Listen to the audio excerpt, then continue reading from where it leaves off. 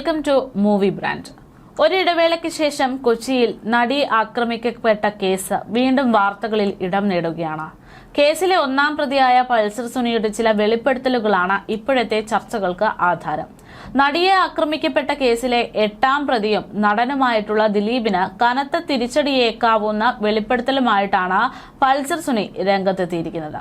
1ാം പ്രതിയാണ് പൾസർ സുനി. നടിയെ ആക്രമിക്കാൻ കൊട്ടേഷൻ നൽകിയത് ദിലീപാണെന്ന് പൾസർ സുനി വെളിപ്പെടുത്തിയിരിക്കുന്നു. ഒരു TV ചാനൽ നടത്തിയ സ്റ്റിംഗ് ഓപ്പറേഷനിലാണ് പൾസർ സുനിയുടെ വെളിപ്പെടുത്തൽ.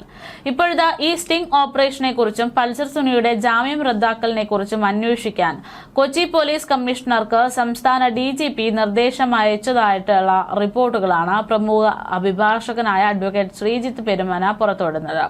സ്റ്റിംഗ് ഓപ്പറേഷൻ എന്ന പേരിൽ റിപ്പോർട്ടർ ചാനലുമായി ചേർന്ന് പൾസർ സുനി നടത്തിയിട്ടുള്ള അഭിമുഖത്തെക്കുറിച്ചും പൾസർ സുനി ജാമ്യവ്യവസ്ഥകളെല്ലാം ലംഘിച്ചതിനെ സംബന്ധിച്ചും അന്വേഷണം നടത്തി നടപടിയെടുക്കാനാണ് സംസ്ഥാന പോലീസ് മേധാവി ഡോക്ടർ ഷെയ്ഖ് ദർവേഷ് സാഹിബ് കൊച്ചി പോലീസ് കമ്മീഷണറോട് ആവശ്യപ്പെട്ടിട്ടുള്ളത് എന്നാണ് അദ്ദേഹം പറയുന്നത്.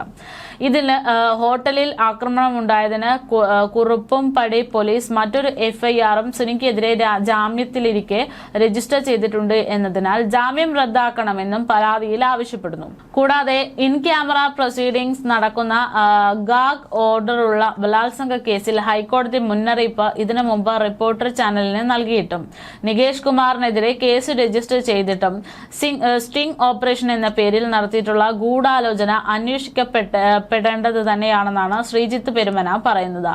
സുപ്രീം കോടതിയുടെ ജാമ്യ വ്യവസ്ഥകൾ ഭൂരിപക്ഷവും റിപ്പോർട്ടർ ചാനലുമായി ചേർന്ന് നടത്തിയ ഗൂഢാലോചനയിൽ പൾസർ സുനി ലംഘിച്ചിട്ടുണ്ട്.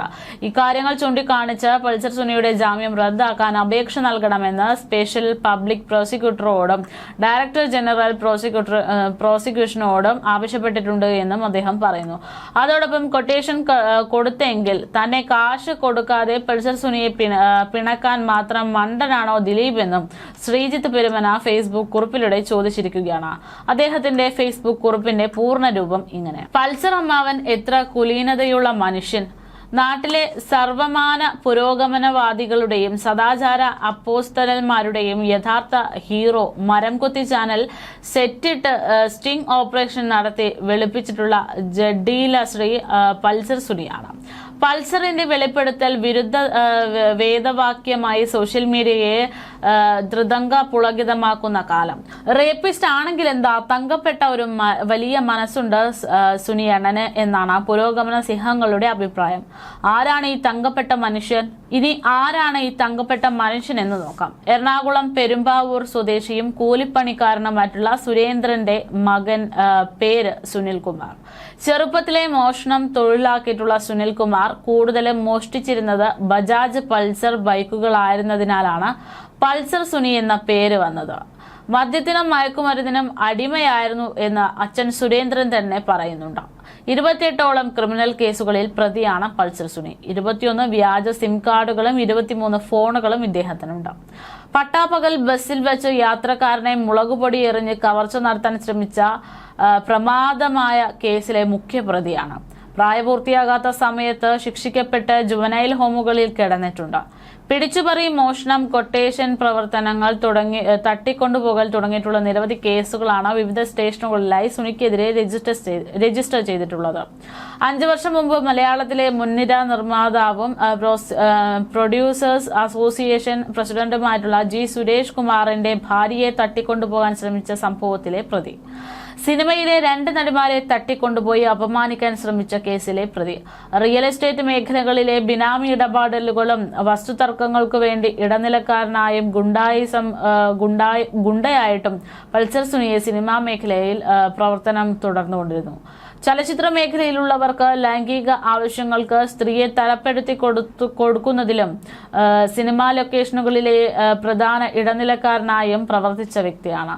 സഹോദരിയുടെ വിവാഹത്തിന് പോലും വീട്ടിലെത്തിയിട്ടില്ല. 15 വർഷമായി താൻ മകനുമായി മിണ്ടിയിട്ടില്ല എന്നാണ് അച്ഛൻ സുരേന്ദ്രൻ പറയുന്നത്. സിനിമാ നടിമാരോടും സ്ത്രീകളോടും അഭിനവായ ലൈംഗിക താല്പര്യമുണ്ടായിരുന്ന വ്യക്തി. സിനിമയിൽ അസിസ്റ്റന്റായാണ് ജോലി ചെയ്യുന്നത് എന്നാണ് സുനി നാട്ടിലും വീട്ടിലും എല്ലാവരോടും പറഞ്ഞിരുന്നത്. മേൽ വിവരിച്ചത് പുറത്തു വന്ന വാർത്തകൾ മാത്രമാണ്. പുറത്തു വരാത്ത അനേകം കേസുകളും ഇയാളുടെ പേരിലായിട്ടുണ്ട്. ഇതൊക്കെ അറിഞ്ഞിട്ടാണോ അതോ അറിയാത്തതാണോ സിനിമാ മേഖലയിൽ വർഷങ്ങളായി പൾസർ സുനി എന്ന ക്രിമിനൽ വിഹരിച്ചത്? 3 നടിമാരെ തട്ടിക്കൊണ്ടുപോയി അപമാനിക്കാൻ ശ്രമിച്ചയാൾ അതേസമയം തന്നെ പ്രമുഖ നടന്മാരുടെയും ഡ്രൈവേഴ്സ് അസോസിയേഷൻ ഭാരവാഹിയും ഒക്കെ സിനിമയിൽ നിറഞ്ഞു നിന്നു. MLA കൂടിയായിട്ടുള്ള മുകേഷിന്റെ ഡ്രൈവറായി പ്രവർത്തിച്ചിട്ടുണ്ട്. ആരാണ് സുനിലിനെ സഹായിച്ചു കൊണ്ടിരിക്കുന്നവർ? സുനിലിനോട് എന്തായിരുന്നു സിനിമാ പ്രവർത്തകർക്കുള്ള കടപ്പാട്? ഈ സുനിൽകുമാറിനെയാണ് ഇന്ന് മലയാളികൾക്ക് വിശ്വസിക്കാൻ ഇഷ്ടം എന്നതാണ് വിരോധാഭാസം. കേസ് അതിന്റെ അവസാന ഘട്ടത്തിൽ പ്രവേശിച്ച ഈ സമയത്ത് നടക്കുന്ന സ്ഥിതിഗതികൾ വിലയിരുത്തുമ്പോൾ പോലീസിന്റെ ഇൻവെസ്റ്റിഗേഷനോ വക്കീലന്മാരുടെ ഇൻവെസ്റ്റിഗേഷനോ ഇല്ലാതെ സാമാന്യ ബുദ്ധിയിൽ സംശയിക്കുന്നതും വിചാരണ വേളയിൽ തെളിയിക്കപ്പെടേണ്ടതുമായിട്ടുള്ള വസ്തുതകൾ ഇപ്രകാരമാണെന്ന് എനിക്ക് തോന്നുന്നു. 1. നടിയെ ആക്രമിക്കാൻ നടൻ വൻതുക വാഗ്ദാനം നൽകി കൊട്ടേഷൻ കൊടുത്തു. ഇതാണ് സത്യമെങ്കിൽ കരാർ പ്രകാരമുള്ള തുക കൊടുത്ത് സേഫായി നിൽക്കാനല്ലേ നടൻ ശ്രമിക്കുക? പക്ഷേ തുക കൊടുക്കാതെ അപകടത്തിൽപ്പെടാൻ മാത്രം മണ്ടനോ കൊടുക്കാൻ പണമില്ലാത്തവനോ അല്ല 8ാം പ്രതിയായ നടൻ. ഇനി ജയിലിൽ ആയിട്ടുള്ള സ്ഥിതിക്ക് പണം കൊടുക്കാൻ പറ്റിയില്ലെങ്കിൽ തന്നെ അക്കാര്യത്തിൽ കൊട്ടേഷൻ നൽകിയ ആളുകൾക്കുള്ള തടസ്സങ്ങൾ അറിയാത്ത ആളാണ് ക്രിമിനലായ ആ പ്രതി. നടൻ പ്രതിയായാൽ ആ പണം എന്നേക്കുമായി നഷ്ടപ്പെടുമെന്നറിയാവുന്ന അയാൾ ജയിലധികൃതർ വായിക്കുമെന്നറിഞ്ഞിട്ടും ഇത്തരമൊരു കത്തയക്കുമോ? നടന് പങ്കുണ്ടെങ്കിൽ ജയിലിൽ നിന്നുള്ള ഈ അപകട സൂചന അറിഞ്ഞയുടൻ പ്രതിയുമായി ബന്ധപ്പെട്ട് അനുനയിപ്പിക്കുകയല്ലേ ചെയ്യുക? അന്ന് ചെയ്തതുപോലെ DGPക്ക് ഉൾപ്പെടെ പരാതി നൽകി പൾസറിനെ പ്രകോപിപ്പിക്കുമോ? അരി ഭക്ഷണം കഴിക്കുന്ന ആർക്ക് മനസ്സിലാകുന്ന കാര്യമല്ലേ ഇതൊക്കെ? ഇനി 2. മറ്റു പ്രമുഖർ നടനെ കൊടുക്കാൻ ചെയ്യിപ്പിച്ച ക്രൂരകൃത്യം. ഈ സൂചിപ്പിക്കപ്പെട്ടവരെല്ലാം അത്രയും ക്രൂര മനസ്സുള്ളവരല്ല. വിശ്വസിക്കാൻ കൊള്ളാത്ത പാരമ്പര്യമുള്ള പ്രതിയെ ഇക്കാര്യത്തിന് ഉപയോഗിക്കാൻ മാത്രം വിഡ്ഢികളുമല്ല. ആരോപണ വിധേയനായ നടനും ഇത് വിശ്വസിക്കുന്നില്ല. മറ്റ് പ്രമുഖർ തയ്യാറാക്കിയിട്ടുള്ള പദ്ധതിയായിരുന്നുവെങ്കിൽ തിരക്കഥയനുസരിച്ച് ആദ്യം കോടതിയിൽ ഹാജരാക്കിയപ്പോൾ തന്നെ പ്രതി ആരോപണ വിധേയനായ നടന്റെ പേര് വിളിച്ചു പറയുമായിരുന്നു. ഇനി 3ാമത്തേതാണ് നാടകം. ഇത്തരമൊരു അക്രമമോ നടന്നിട്ടില്ല എന്നുള്ള രീതിയിലാണ് കാര്യങ്ങൾ പോകുന്നത്. ഒരു തരത്തിലും തോൽപ്പിക്കാൻ കഴിയാത്ത വിരോധമുള്ള ഒരാളെ തോൽപ്പിക്കാൻ ചിലർ ക്രിമിനലുമായി ചേർന്ന് നടത്തിയ നാടകം. 5ാമത്തേത് സാധ്യത. നടന്റെ മറ്റു ശത്രുക്കൾ നടനു വേണ്ടി എന്ന് വിശ്വസിപ്പിച്ച് നടന്റെ അറിവോ സമ്മതമോ കൂടാതെ കൃത്യം ചെയ്യിപ്പിക്കുക. എന്നിട്ട് പണം കൊടുക്കാതെയും സഹായം എത്തിക്കാതെയും പ്രകോപിപ്പിക്കുക. പ്രതിയുടെ കത്ത് ആത്മാർത്ഥമായിരുന്നു എങ്കിൽ ഇത്തരമൊരു സൂചന നൽകുന്നുണ്ട്, ഒരു സാധ്യതയുണ്ട്. അങ്ങനെയാണെങ്കിൽ പ്രതി ആ സത്യം പെട്ടെന്ന് പറയില്ല.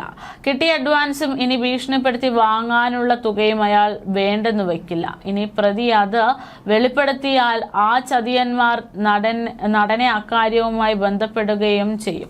നടന്റെ പരിചയത്തിലുള്ളവരാണ് എങ്കിൽ നടന്റെ നിരപരാധിത്വം ജനം ആദ്യം വിശ്വസിക്കുകയില്ല എന്ന അപകടമുണ്ട്. പക്ഷേ വൈകാതെ സത്യം പുറത്തുവരും. ഇനി 5ാമത്തേത് താരത്തോട് ചെയ്ത ക്രൂരതയാണ്. അന്തം വിട്ട ക്രൂരനായ പ്രതി ഭീഷണിപ്പെടുത്തി പണം തട്ടാൻ ദുർബലമായ ഒരു താരത്തോട് ചെയ്ത ക്രൂരത. പ്രതീക്ഷിച്ചതുപോലെ വിരുദ്ധമായി അവർ പരാതിപ്പെടുകയും അറസ്റ്റ് ചെയ്യപ്പെടുകയും ചെയ്തപ്പോൾ രക്ഷപ്പെടാൻ പിറകിൽ കൊട്ടേഷനുണ്ടെന്ന് പറയുക.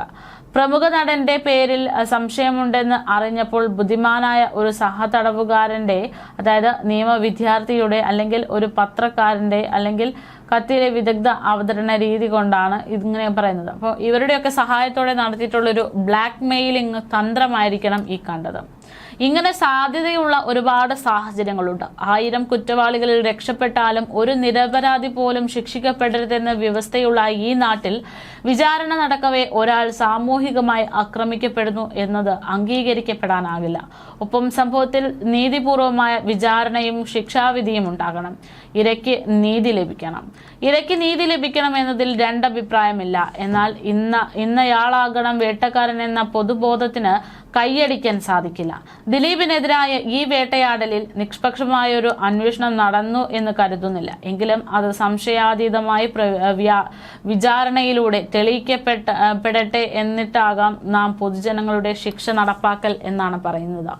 അതൊരു പ്രകൃതി നീതിയാണ്. നടിയെ ആക്രമിക്കപ്പെട്ട കേസ് രാജ്യത്തെ ഏറ്റവും വലിയ കുറ്റാന്വേഷണ ഏജൻസിയായ CBI അന്വേഷിക്കണമെന്ന് ഏറ്റവും ആദ്യം ആവശ്യപ്പെട്ടത് 8ാം പ്രതിയായ ദിലീപായിരുന്നു. പൊതുവെ വെറുതെ പത്രസമ്മേളനം നടത്തി ആവശ്യപ്പെടുകയായിരുന്നുവെങ്കിൽ മറിച്ച് കേരള ഹൈക്കോടതിയിൽ ഹർജി നൽകിയാണ് ആവശ്യപ്പെട്ടത്.